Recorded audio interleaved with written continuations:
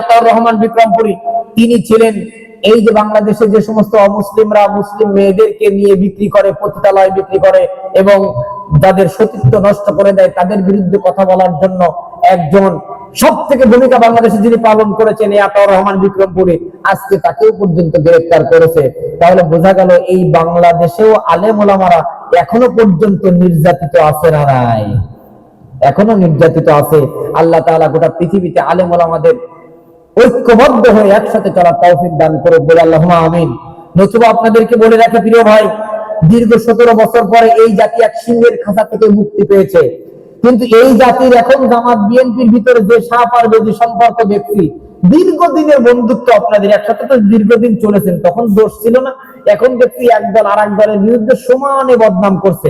মনে রাখবেন, দীর্ঘ 17 বছর পরে আপনারা এক সিংহের খাঁচা থেকে মুক্তি পেয়েছেন।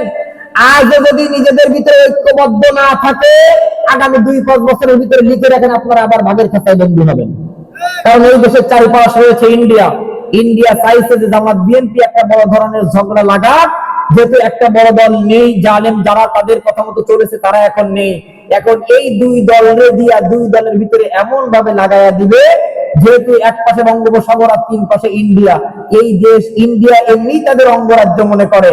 আল্লাহি, আপনারা এই 17 বছর পরে সিংহের খাঁচা থেকে মুক্ত পেয়েছেন, এরপরে যদি নিজেদের ভিতরে ঝগড়া মারামারি হানাহানি করেন, আগামী 2-5 বছরের ভিতরে বাঘের খাঁচায় বন্দী হবেন, ইনশাআল্লাহ আপনারা লিখে রাখেন।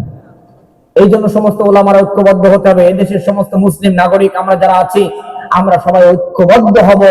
অমুসলিমদের অধিকার আমরা দিয়ে দিব, তাই বলে এই নয় যে তাদের সাথে গিয়ে আমরাও পূজায় শরীক হয়ে যাব।